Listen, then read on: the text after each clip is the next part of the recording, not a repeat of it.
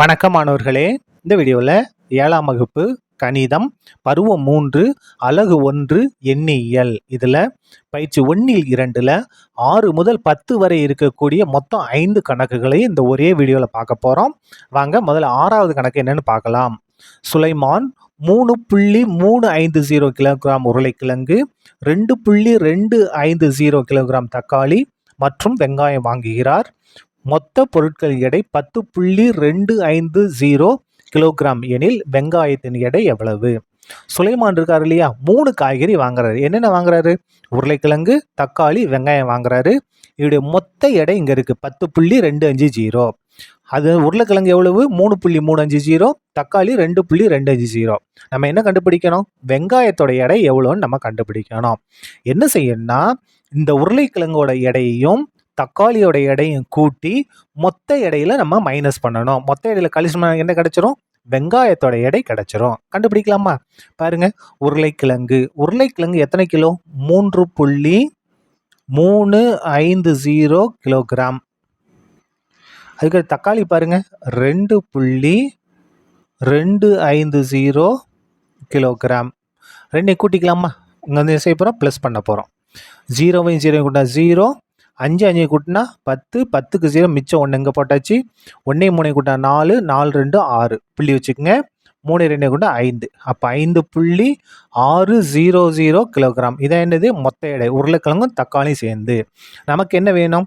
வெங்காயத்தோடைய தான் வேணும் இல்லையா? அப்போ மொத்த எடை எவ்வளோ இருக்குது பாருங்க, 10.250 கிலோகிராம். இது மொத்த எடை. இந்த மொத்த எடையில உருளை மற்றும் தக்காளியின் எடையை நம்ம மைனஸ் பண்ண போறோம். 5.600 கிலோகிராம். இதை நம்ம என்ன செய்ய போறோம்? மைனஸ் பண்ணோம். மைனஸ் பண்ணா நமக்கு என்ன கிடைச்சிரும்? வெங்காயத்தோட எடை நமக்கு கிடைச்சிரும். கழிக்கலாமா? 0 0 கழிச்சா 0 தான். 5 0 கழிச்சா 5, 2 6 இது பண்ண முடியாது. அப்போ இங்கேருந்து கடன் வாங்கணும் இல்லையா? அப்போ இங்கே 9 மாறிடும். இங்கே என்ன 12 மாறிடும். 12ல் 6 மைனஸ் பண்ணால் 6, தசம புள்ளி வச்சுக்கோங்க. 9ல் 5 மைனஸ் பண்ணால் 4, அப்போ 4.650 கிலோகிராம். இதான் என்னது? அவர் வாங்கிய வெங்காயத்தின் எடை 4.650 கிலோகிராம். சரியா? அடுத்தது பாருங்க, 7வது கணக்கு. 0.713 பெறுவதற்கு 7.1 எவ்வளவை கழிக்க வேண்டும்? நமக்கு என்ன இந்த ஆன்சர் வரணும். அப்போ 7.1 எதை மைனஸ் பண்ணா இந்த இது வரும்னு கேட்டிருக்காங்க. நம்ம என்ன செஞ்சா போதும்? 7.1 இதை மைனஸ் பண்ணாலே போதும், நமக்கு தேவையான எண் கிடைச்சிரும். அப்போ பாருங்க, 7.1 எடுத்து எழுதிட்டோமா? எதை மைனஸ் பண்ணப்போ இதை மைனஸ் பண்ண போறோம். அப்போ புள்ளிக்கு இடது பக்கம் 0, வலது பக்கத்துல 7 1 3. இங்க பாருங்க, இங்க 7.1 மட்டும் தான் இருக்கு. இதுக்கு பின்னால் நம்ம எத்தனை 0 வேணாலும் நம்ம சேர்த்துக்கலாம். இப்போ பாருங்க, மைனஸ் பண்ண போறோம். மைனஸ் பண்ணாதான் நமக்கு தேவையான ஆன்சர் கிடைக்கும்.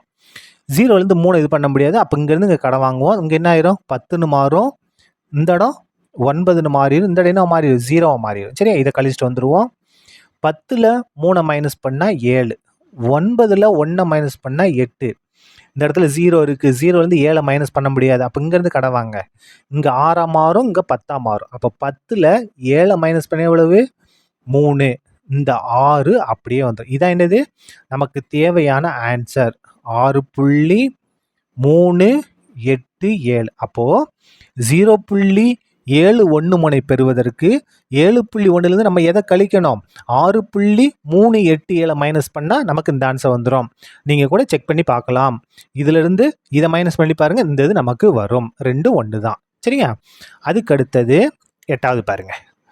8வது 53.7 கிலோமீட்டரை விட 35.6 கிலோமீட்டர் எவ்வளவு குறைவாக உள்ளது? இது 53.7, இது 35.6. எவ்வளோ கம்மியாக இருக்குன்னு கேட்குறாங்க. அப்போ என்ன செய்ய வேண்டியதான்? இதிலிருந்து இதை மைனஸ் பண்ணிட்டா போதும். அப்போது 53.7 35.6 ரெண்டு என்ன செய்ய போகிறோம்? மைனஸ் பண்ண போகிறோம். மைனஸ் பண்ணுவோமா? 7ல் 6 மைனஸ் பண்ணால் 1, தசம புள்ளி வச்சுருவோம். 3லேருந்து 5 மைனஸ் பண்ண முடியாது. அப்போ என்ன செய்ய? இங்கேருந்து கடன் வாங்கணும். அப்போ இந்த இடம் 4 மாறிடும், இந்த இடம் 13 மாறும் இல்லையா? இப்போ 13ல் 5 மைனஸ் பண்ணால் 8. அதுக்கு அடுத்தது இங்கே 4 இருக்கா? 4ல் 3 மைனஸாக 1, அப்போ 18.1. அப்போது 53.7 கிலோமீட்டரை விட 35.6 கிலோமீட்டர் ஆனது எவ்வளோ குறைவாக இருக்கு? 18.1 கிலோமீட்டர் குறைவாக உள்ளது. சரியா? அடுத்தது 9 பாருங்க. 9 பாருங்க என்ன இருக்கு? அகிலன் வடிவியல் பெட்டியை ரூபாய் 25.75க்கும் பென்சிலை ரூபாய் 3.75க்கும் பேனாவை 17.90க்கும் வாங்குகிறான். கடைக்காரரிடம் ரூபாய் 50 கொடுக்கிறான் எனில் அவன் திரும்ப பெறும் தொகை எவ்வளவு? அகிலன் என்ன செய்யறான் அப்படின்னா, வடிவியல் பெட்டி 25.75க்கும் பென்சிலை 3.75க்கும் பேனாவை 17.90 வாங்கிக்கிட்டு கடைக்காரங்கிட்ட எவ்வளோ கொடுக்குறான்? 50 ரூபாயை கொடுக்குறான். அப்போ மிச்சம் எவ்வளோ கொடுப்பாரு அந்த கடைக்காரரு? இதுக்கெல்லாம் போக மிச்சம் எவ்வளோ கொடுப்பாரு? அதை தான் நம்ம கண்டுபிடிக்கணும். இப்போ நம்ம என்ன செய்யணும்னா, இந்த வடிவியல் பெட்டியோட விலை, பென்சிலோட விலை, பேனாவோட விலை, இது மூணையும் கூட்டி 50லேருந்து நம்ம மைனஸ் பண்ணிட்டா போதும், நமக்கு தேவையான ஆன்சர் கிடைச்சிரும். சரியா? வடிவியல் பெட்டியோட விலை எவ்வளோ பாருங்க? ரூபாய் 25.75. பென்சிலோட விலை எவ்வளோ பாருங்க? 3.75. 3.75 பாருங்க. புள்ளிக்கு நேரம் புள்ளி வரணும். இந்த இடத்துல 1ஆம் இடத்துல 1ஆம் இடம் வரணும். இதுக்கு கரெக்டாக எழுதணும். புள்ளிக்கு வலது பக்கம் கரெக்டாக எழுதணும். அதுக்கு அடுத்தது பேனாவின் விலை பாருங்க 17.90. 17.90. இது எல்லாத்தையும் நம்ம ப்ளஸ் பண்ண போகிறோம். ப்ளஸ் பண்ணுமா? 5 5 கூட்டினா 10, 10க்கு 0, மிச்சம் 1 இங்கே போட்டாச்சா?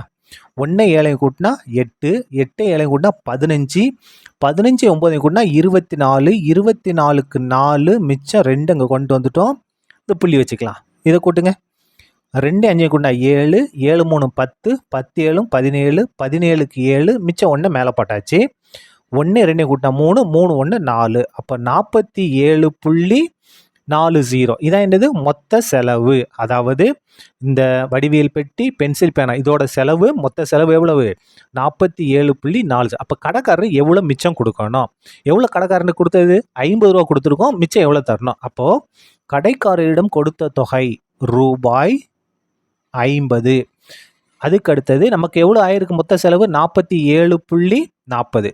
மொத்த செலவு தொகை ரூபாய் 47.40.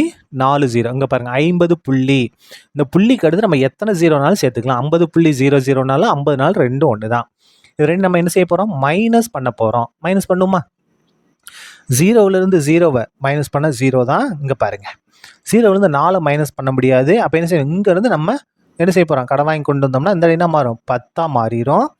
10ல் 4 மைனஸ் பண்ணால் 6. புள்ளி வச்சுங்க. இந்த இடத்துல என்ன இருக்கும்? இங்கேருந்தால் நம்ம கடை வாங்கிட்டு கொண்டு வந்திருக்கோம். இந்த இடம் 9 இருக்கும். 9ல் 7 மைனஸ் பண்ணால் 2. இந்த 5லேருந்து நம்ம ஒன்று கடை வாங்கி கொண்டு போயிட்டோம். அப்போ இந்த இடத்துல என்ன தான் இருக்கும்? 4 தான் இருக்கும். 4லேருந்து 4 மைனஸ் பண்ணால் 0. அந்த 0வை இந்த இடத்துல போட வேண்டிய அவசியம் இல்லை. அப்போ திரும்ப பெறும் தொகை எவ்வளவு? ரூபாய் 2.60. 50 ரூபா கொடுத்துட்டு நம்ம வடிவியல் பெட்டி, பென்சில், பேனா எல்லாம் வாங்கினது போக கடைக்காரர் மிச்சம் எவ்வளோ தரணும்? 2.60. அதாவது 2 ரூபாய் 60 பைசா திரும்ப தர வேண்டும். சரியா? அதுக்கு அடுத்தது 10 பாருங்க. 10வது கணக்கு. 3.8 சென்டிமீட்டர் பக்க அளவை கொண்ட சமபக்க முக்கோணத்தின் சுற்றளவு காண்க. ஒரு முக்கோணம் ஒன்று வரையுமா? உங்களுக்கு ஈஸியாக இருக்கும் பாருங்க. இது ஒரு சமபக்க முக்கோணம் ABC. சமபக்க முக்கோணம்னா 3 பக்க அளவுகளும் சமமாக இருக்கும். 3.8, 3.8, 3.8. நம்ம என்ன கண்டுபிடிக்கணும்? இந்த சமபக்க முக்கோணத்தோட சுற்றளவை கண்டுபிடிக்கணும். 3.8 கொடுத்துட்டாங்க, எழுதிட்டோம். நம்ம சுற்றளவு கண்டுபிடிக்கணும். சுற்றளவுனா என்னென்னா, இந்த ஏல ஆரம்பித்து அப்படியே ஒரு தடவை சுற்றி வரணும். ஏக்கு திரும்ப வரணும். அப்போ AB, BC, CA. இதான் என்னது? சுற்றளவு. நம்ம ஆரம்பிச்ச இடத்துல வந்து நிற்கணும். அப்போ சுற்றளவு அப்படின்னா 3 பக்க அளவுகளின் கூடுதல். பாருங்கள், ஏபின்ற பக்கம் 3.8 ப்ளஸ் பிசின்ற பக்கமும் 3.8, சி என்ற பக்கமும் 3.8. இதை கூட்டிட்டா போதும். ஈக்குவல் டு கூட்டிடலாமா? பாருங்க, 3.8, 3.8, 3.8 கூட்டுங்க. ப்ளஸ் பண்ண போகிறோம். 8 8 16, 16 8 கூட 24, 24க்கு 4, மிச்சம் 2 மேலே போட்டாச்சு. இந்த இடத்துல புள்ளி வச்சுருங்க. 2 3 கூட்டினா 5, 5 3 கூட்டினா 8, 8 3 கூட்டினா 11. அப்போது 11.4 சென்டிமீட்டர். இதான் என்னது? நமக்கு தேவையான சமபக்க முக்கோணத்தோட சுற்றளவு. இதோட இந்த கணக்கும் முடிந்தது. நன்றி.